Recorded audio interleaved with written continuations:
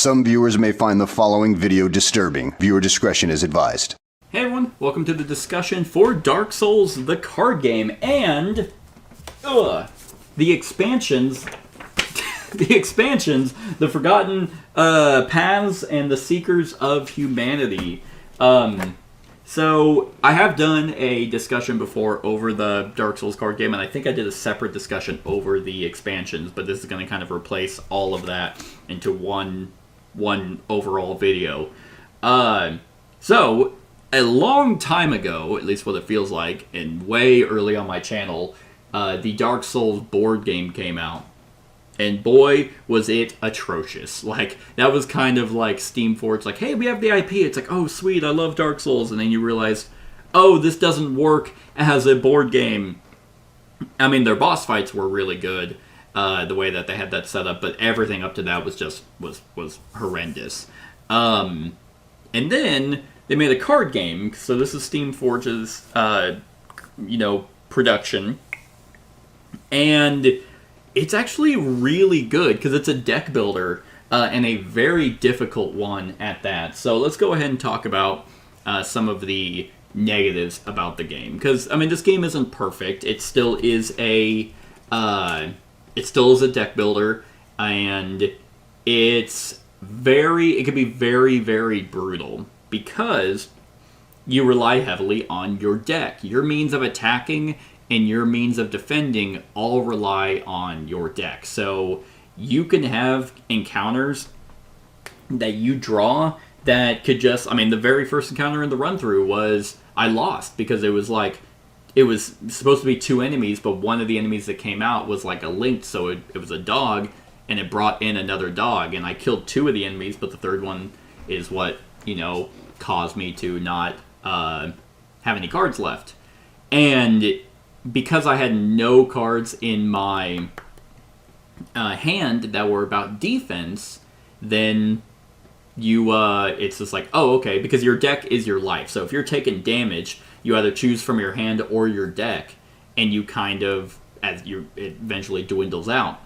And your cards also require certain stamina cards to be able to perform. Some for either a quick effect that you can pop back into your hand, or, for a better effect, you discard it. And that works for defense, too. If your defensive cards, like, if you're taking 3 damage, but you're getting rid of 3 cards to not take the damage, then just, you're breaking even. It's the exact same thing. But that's kind of where the theme comes into play. And I've always said theme doesn't make good game mechanisms, and I still hold on to that. It can be very annoying when you're like, I'm discarding all my defensive cards. Why aren't my defensive cards just innately there? Why don't I have, like, a build? And that's just because it's a deck builder. You eventually will, because you start off with, like, very weak cards. Like, every single card is a 1 stamina thing. And unless you get hosed, you eventually will start gaining souls. Which is kind of, again, thematic to Dark Souls. Yeah, it's going to be brutal at the very beginning, but eventually, you'll make progress, you'll start killing enemies, you'll gain souls, which means you level up, which means that those enemies that were tough are no longer tough. And I think it's a very unique deck builder, because I don't see a lot of games that have, like, your means of attacking, at least deck builders, your means of attacking and your means of defending are relied around stamina cards. And, like, for example, eventually, like, you'll have, like, ones that just have 1 effect on them. Like, hey, here's the 1 intelligence card. Well, for 2 souls, you can get one that has intelligence or faith. And this basically replaces 2 cards in your deck. Because now you don't have to rely on drawing both of those symbols. You just need to rely on drawing one of them and this card. And then that can make up for it. And then eventually, you'll get enough souls to get the double one, and this counts for both. So instead of needing multiple cards to do, like in my case, a Pyromancer... Where the hell are they? A Pyromancer Blast, or Pyromancy Flame. Like, to do the quick attack, range for 1 damage, required a Faith and an Intelligence. Well, that needed 3 cards, plus this one, to do a 1 damage quick attack. Or a 2 damage regular attack. Now, it just requires the 1. So now I can actually just spend the 1 card to do a quick attack, and let's say it's against an enemy with 1 health and a weakness to magic. Well, now your action efficiency just becomes a lot better. This is definitely a game where you pick your character, and there's a ton of them. Like, they did a really good job at basically getting all the different classes with all the expansions. So Pyromancer, Herald, Sorcerer, Warrior, Cleric, Assassin, Knight, and Thief. All of those have their own starting decks, but it's like, this is my build, this is what I'm going for. So you don't have a whole lot of agency in like, oh, I want to be a Pyromancer, but I found a massive weapon. I found this, this Fume Ultra Greatsword that requires strength. I think I'll build for that. I mean, theoretically you can, but that's not what your character is about.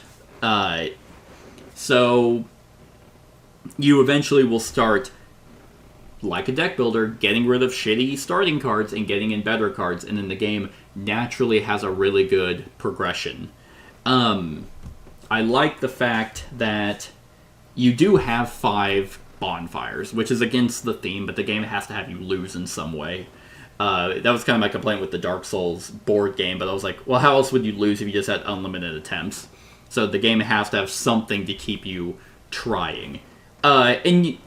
There is kind of a meta, at least in my mind. Like, you do have some choice from the bonfire to be like, oh, I should try this harder one, and maybe risk reward. If I defeat it, that's going to get me ahead, because I'm going to get a shit ton of souls, which can give me a bunch of cards early on. I'm just that much further ahead to just kind of go out, and maybe I can fight the harder boss before I go for the easier one.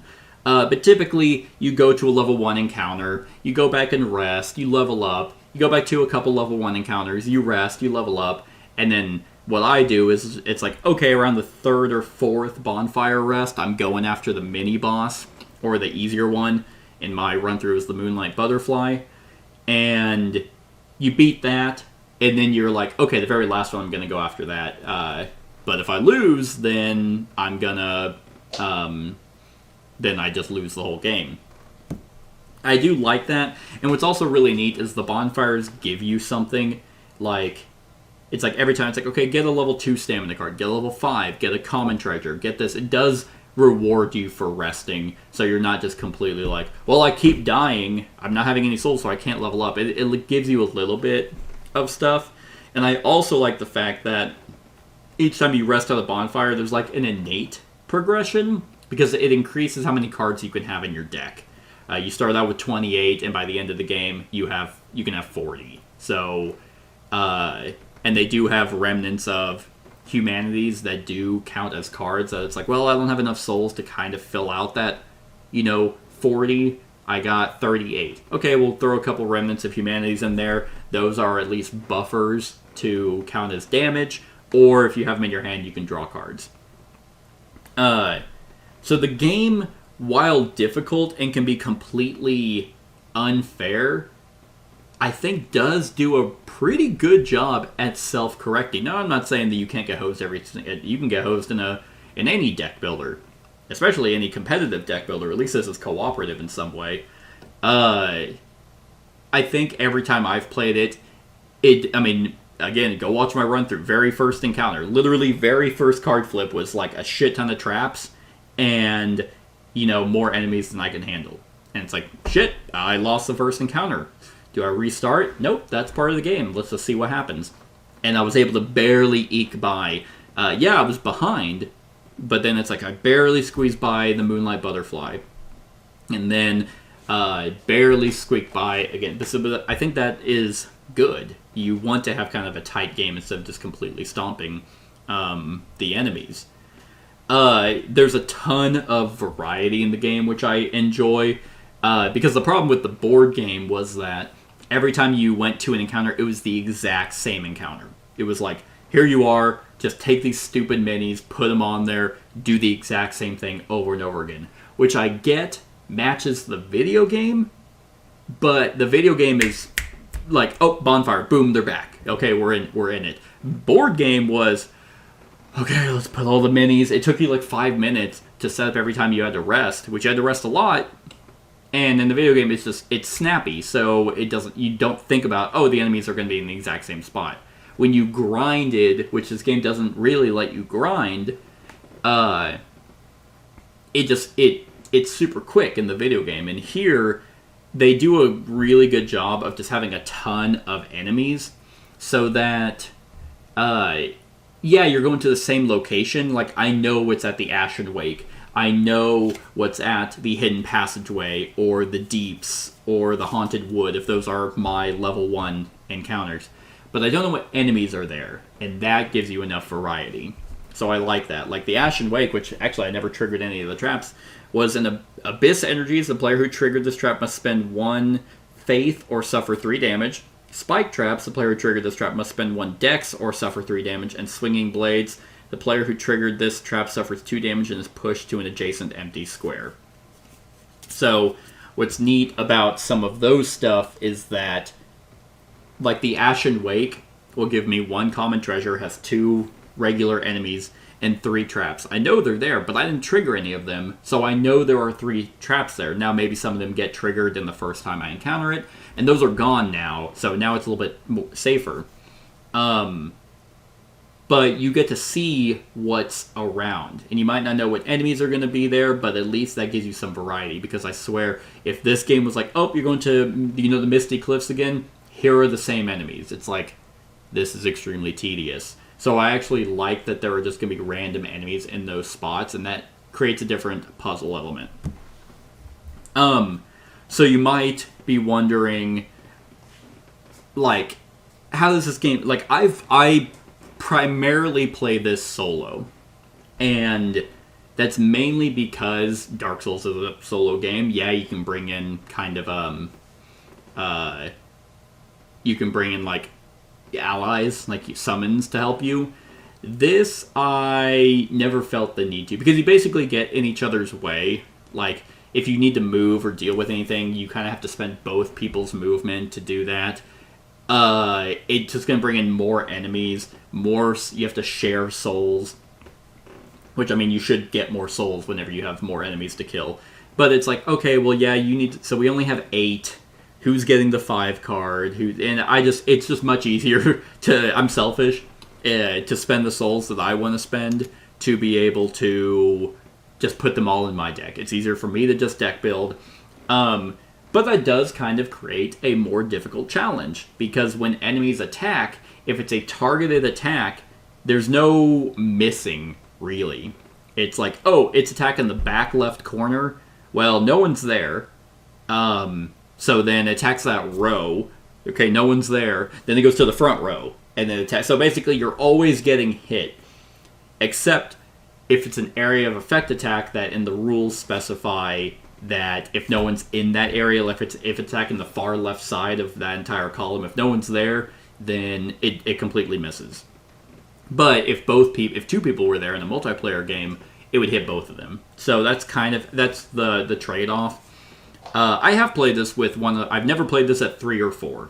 Like, I think it goes up to 4. I have never done that. I don't think I ever would do that. I have played this max at 2, and that's still fun. But to me, this is kind of more of a solo deck building game. The biggest negative, honestly, that I have about this game is actually the rulebook, which is not surprising coming from Steamforged, because in their own rulebook, and this is an older game, they flop back and forth and never actually specify what is the top and the bottom of the board. Because normally, the way you would play it is you would flip a card, and you would kind of... What is this art? Just Forest Clan Cleric? That's like the worst art I've seen. I guess they all kind of have that art. It's like a cel-shaded monk. Anyway, so you kind of want to have it in the orientation that's facing, the way the Pyromancer is. So, like, they just never mentioned whether this is the top of the board or this is the top. So like if you have the, the board... If this is the top or this is the bottom or this is the top, you would think that, hey, I'm reading it like this, whenever it's not upside down. So the top is up here. But in the rule book, it's not clear at all. They never specify here's the top and here's the bottom. So going off their examples, which again in certain sections of the rulebook are backwards. In fact, sometimes they're showing enemies on the player board, like on this one that the players are on. They're showing enemies on there, so it's just horrendous. The way I did it in the run through seemed to work best in my mind, because the way it attacks is 1, 2, 3, 4, 5, 6, and because you're facing each other. Like, you just kind of take the card and you just orient it as if the enemy is facing you. I've played it where you kind of read it legibly. Like, so if the Pyromancer, if my card is reading this way, then I place the enemy card that way. So that's how I read their cards. But you can just flip it and be like, oh, well, they're facing me to attack me. So I'll just flip the card the opposite way, and that's where I'll place it, and that's how they're attacking. It works as long as you're consistent. I think that's the key on how you're gonna deal with enemies. But the rulebook, yeah, is pretty all over the place. It's not a good rulebook. The game is not difficult to learn. It's a very solid, straightforward deck builder. But yeah, just little things like that, or it's like, okay, well, I defeated an encounter. What if I keep going? Do I keep my hand? Like if I beat an encounter with 2 cards left, do I go to the next encounter with 2 cards in? Well, that doesn't really make any sense. So the way I've done it is I draw up to my hand limit, because that's travel to the next thing, which my stamina would come back. I think that's only fair to be able to be like, okay, well, I defeat a level 3 encounter. Now I'm going to the boss. I have 2 cards in my hand. It's stupid if the boss gets to attack me and I have 2 cards in hand. So I draw up to my hand limit of 6. Because, I mean, it's 6 of 1. It's just, okay, do I discard cards from my hand to get ready for the fight? Because it's like, if you're going to go into the fog door to fight, you're not going to, like, expend all your stamina and spend all your spells and then run in. You're going to prep for it. So, and that's personally how I do it. I don't think in the rules it ever specifies. And so that's just kind of how it is.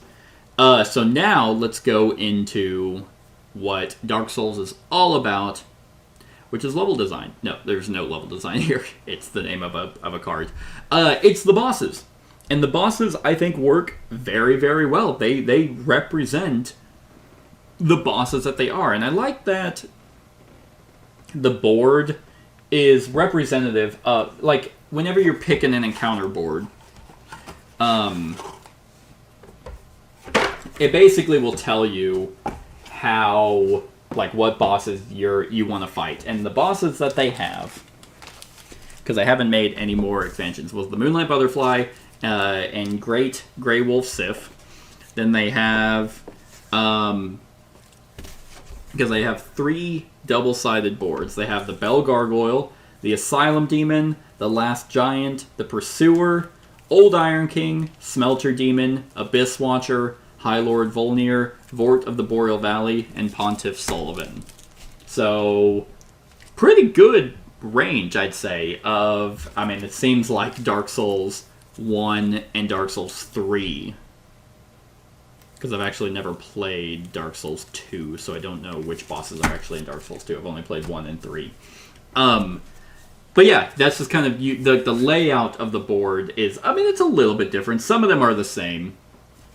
Like, one side is the same, like, in terms of the level 1, 2, or 3 encounters, and the other board is a little bit different, but it's the same for both of them. It just depends on which bosses you want to go fight. But at the same time, you don't have to follow this at all. Like, it didn't have to be Great Grey Wolf Sif and the Moonlight Butterfly. I mean, honestly, like, I could have just shuffled these bags up and been like, oh, okay, it's gonna be the Pursuer and Old Iron King. They mention it in the rules that it's like, hey, you don't have to follow these. These are just how we've paired them up to make one a little bit easier and one a little bit harder. But you don't have to follow that, and that's cool. I like that. I like how it isn't just like, well, you can only play with these 2. So that's that's a neat little element. And yeah, like the bosses feel like they're designed pretty much like the boss. Like the Moonlight Butterfly is a pain in the ass boss unless you have range. If you have magic or a bow, it's like, oh, okay, it doesn't really matter where it's at because I can constantly hit it. And if you're a melee build, like a big, chonky, you only have the massive two-handed greatsword, it's like, gotta wait for it to come up front. No, gotta wait for it to come and land. Otherwise, I can't hit it. And that's exactly what it does. Great Grey Wolf Sif is, it hits super hard. Just buffs itself, like the double sword swing, resolve this attack twice. Does like a leaped attack that does 5 damage, which is insane. But then if you do break its first phase, then its second phase is super depressing, where it's like, yeah, all it does now is this limping strike, and it's weak to everything, and it has, 1 defense, and you're like, oh my god, because that's how you feel, because you watch the wolf limp, and you're like, I'm sorry that I have to do this. And, all the other bosses, I don't think I've faced every single one of these, but, like the Bell Gargoyles, there are 2 that come out. The Asylum Demon's pretty easy. Vort is one that they recommend you start with. High Lord Volnir has his hands, so you have to shatter his hands to beat him. It's really neat. Like, yeah, would I have liked them to make more expansions to the game to bring in every single boss? That would have been awesome, because I really, like, they made a shit ton of expansions for the board game, and the minis are amazing. Like, I've thought so many times that I was just going to keep it for the minis. I thought I was going to do that with Bloodborne. I thought I was going to do that with Horizon Zero Dawn. I don't own a single one of those games anymore, because I would just look at those minis and be like, these are amazing. I'd have to pay, either, paint them or pay for someone to paint them. And then I'd look at it and be like, I don't even like these games. Why am I keeping these minis? Unlike my Oathsworn, which I guess, well, actually I'm covering it, so I'll keep covering it. But yeah, my Oathsworn minis, I'm actively getting painted because that game is amazing. But they made a bunch of expansions for the board game. It's like, yeah, your board game sucks. So, which I've heard again, that I think there's a fan-made edit of the game that someone has mentioned makes the game good, and that's awesome for people who really like the game and now it's better. That's great. I'm not getting it to do a fan-made thing. But yeah, I really wish that they would have pumped more expansions into this. So speaking of expansions, let's talk about them. Let's talk about the Seekers of Humanity first, because this is a very it's a thin expansion. Basically, it adds Embers and it adds Invaders. In the run-through, unfortunately, we didn't get to see an Invader. That's probably for the best, because I probably would have lost the whole game. What it does is it adds Embers into the common deck. You just shuffle them in here. And what Embers do is, one, they kind of act as a Remnant of Humanity. You can discard it to draw a card. But when it's in your deck, it increases your deck size by 3. But you only have one of these. You can't have, like, all the Embers. But every time you draw one, you have to flip a token and grab that Invader. So in that case, it was whoever the hell that dude is, Man-Eater Mildred. And you shuffle that into the enemy deck. So it is a potential enemy that can show up. Mine never did, but these kind of act as little mini-bosses. So if this comes out, it acts as one of the encounters enemy spawn. And they have their own AI deck. So in this case, with my dude that was shuffling, because I never got an Ember or anything, you do start with 1 in there, depending on the number of players. You start with 1 per player. So if he got drawn, which I'm glad he didn't, because again I probably would have just straight up lost, because he would have been rough. Oliver the Collector. This card's defense is listed on its behavior cards instead of this card. Every time this card suffers damage, draw and resolve a behavior card. So he has 1, 2, 3, 4, 5 cards that he has. So whenever he goes, you actually draw an encounter card. Oh, that's his actual item. He's going to be doing a Precise Thrust. which he has 2 defense because of this, and it's magic and 3, and so he'd hit me for 3. It's magic, so I'd bypass it. He has 4 health. And what's cool is when you defeat them, well, one, if you lose the encounter, they go back into the deck, but if you defeat them, then they're removed. And then you actually get their item. In this case, I would have gotten the Minotaur Helm, which would have been super awesome. That would have been a defense of 3, and I could have used that. But that's just really cool. Like, because invaders don't happen all the time in Dark Souls. So I like the fact that Embers you can draw, like they're just shuffled into this massive deck. And again, with the expansions, you don't have to use both of them. In fact, they mention, hey, just use the cards from the expansion if you want a more, precise experience. I just put it all together. So the Embers, I like that you can have in your deck to get so you can have 3 extra cards, which could be very, very beneficial to just survivability. And that it's just an enemy that can show up. That is unique, adds more variety. So that's really what the Seekers of Humanity expansion brings in. The Forgotten Paths expansion, I also really like. One, because they add more bosses. Both of them add more bosses and more characters to play as. Like the Seekers of Humanity added the Cleric and the Warrior, and then more enemies, and then the Lost Giant, Old Iron King, Pursuer, and Smelter Demon. And then the Forgotten Paths added the Pyromancer and the Thief, and then the Asylum Demon, Bell Gargoyle, Great Grey Wolf Sith, and the Moonlight Butterfly. So, but the Forgotten Paths added terrain and traps, which we actually did get to see in the run-through.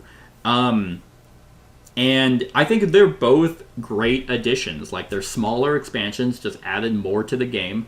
The biggest sin, honestly, besides the rule book of this game is actually its box size, because my god, is it just awful. It is so bad. I wonder if there's a 3D printing. There must be a 3D printer thing, hopefully, for this, because the way I have it set up is bags upon bags, and I've made it somehow work.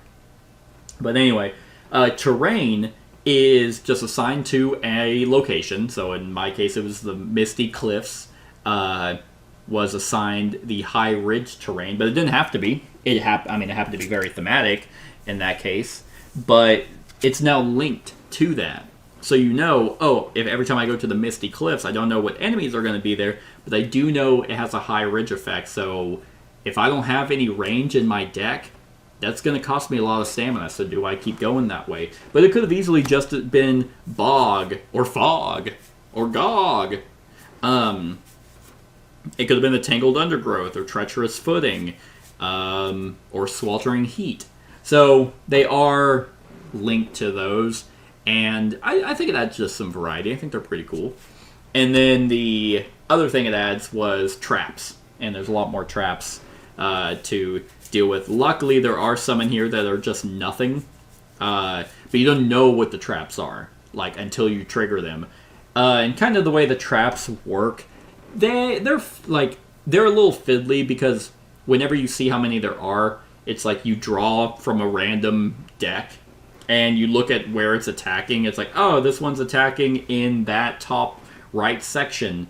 That's where a trap goes. And you do that for how many there are, and that's kind of how they get placed. It's not the worst thing.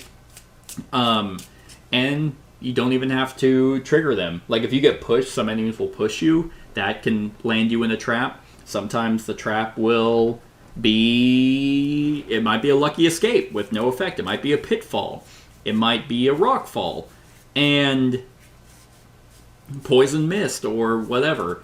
And I also like that the fact that the traps are like, hey, spend this stamina or take this damage. Like, it gives you some agency. Like, I also like the fact that there are lucky escapes. That my 3 could have easily just been 3 lucky escapes. I would never know. And I also like the fact that the traps are tied to that location until triggered. So in my Ashen Wake scenario, I didn't trigger any of the traps. But If I did, let's say I triggered 2 of them and it was the Abyss Energies and Spike Traps, then if I went to the Ashen Wake again, it would just be the 1 trap left. Like, you don't keep filling it up with traps. It's like, well, I've already triggered that. I don't need to go back. I do like that element of the traps. So overall, I think they did a fantastic job with both of these expansions by adding in just more variety. Again, like with the Secrets of Humanity, Forgotten Paths, you can just focus on those cards. Either shuffle them into the core game, or don't even touch the core game and only do the stuff from the expansion to really have a focused experience where you always will have traps and terrain. It just added more, like, that fit within the Dark Souls card game. So I think these expansions are great. Yeah, I mean, this is kind of a... I mean, Steamforged, I'm pretty sure... I don't even know if these expansions or the game is even possible to get. I don't know if it's, like, out of print or hard to find or whatever. I would have liked them to continue supporting it. I know there's an Elden Ring... I think they're doing an Elden Ring board game. I would have loved to see Elden Ring like this. It's just a very clean deck builder with a, kind of shitty rule book. And it can be insanely difficult, but it also doesn't take long. That's the thing, is my entire playthrough took about an hour, which is pretty good. Because eventually, if you die, you're going to run through your bonfires and you'll lose that way. But it does just have a really nice, natural progression. And it's cooperative. Like, you can play with multiple people. And positioning matters. Like, you have to attack in a column. So if an enemy's jumping around and you kind of can't get to it, then you kind of have to bide your time. I will say one thing that is kind of weird is you only get one attack. You get one attack and one movement, and like you can do multiple actions, but you can only do each of them once. So it's like if you have the stamina to do like a fire blast twice, it is kind of lame that if I do my pyromancy blast or my pyromancy flame, and let's say I had the stamina card that had both my intelligence and faith in it, and let's say like I wanted to do my pyromancy flame quick attack, I can't spend that and pop this back into my hand. Let's say I had another one. You can't do it again, which is I mean, I get it. That might make the game a little bit more tedious. But at the same time, every encounter starts with the enemies going. Like, as soon as they spawn, they all attack. So you're kind of just already getting hit. And that might make the multiplayer a little bit more tantalizing. Because it's like, well, in a solo game, here are the 2 enemies coming out. They both do 4 damage. That's 8 damage just coming my way. Better deal with it. Versus like, oh, okay, that one's attacking. I am in that spot, so I'm going to get hit, but the other one is attacking. No one's in that spot, but you have a higher threat value, so it's going to hit you. You get to share the load a little bit, which does make 2 multiplayer just better. And yeah, positioning matters, and it's like, okay, can you deal with that thing? Because I don't have any heavy attacks. I'm not saying that this game is bad multiplayer. I'm just saying I've only ever played it at 2, because I feel like it would just get really messy on trying to maneuver and swap and stuff with 4 people. But who knows? It might be super fun. I don't actually know. So yeah, that is my thoughts on the Dark Souls card game. On a scale of 1 to 10, I'm going to include both the expansions in this. I think I'm going to give this an 8. I really do like this game a lot. I don't play it all the time, but every time I do, I'm like... Because I hadn't played in quite some time, and then I looked at I was like looking through the rules, and I was like, oh yeah, like it all just kind of came back to me. It was very clean.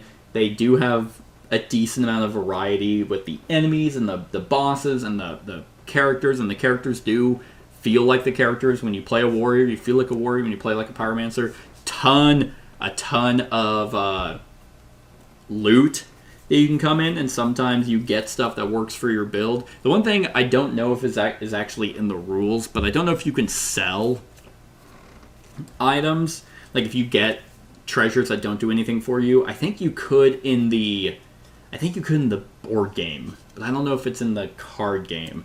Maybe there's like a homebrew rule or something that it's like, oh, you're not going to use this Fume Ultra Greatsword. Well, sell it for some souls. I don't actually remember, but that should be added if it's not.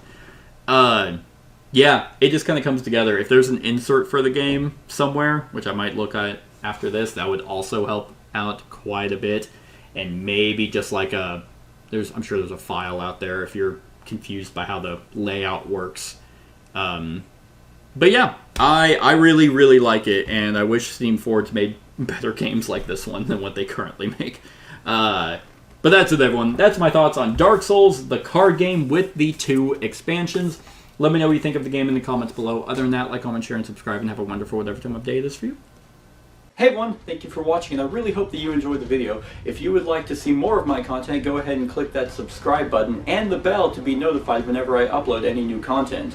If you feel like supporting the channel, you can go ahead and click that Patreon link to be taken to my Patreon, and any help is truly appreciated. Other than that, stick around for any other run-throughs or reviews or cool top 10s or whatever I feel like putting on. Other than that, like, comment, share, and subscribe, and have a wonderful whatever time of day it is for you.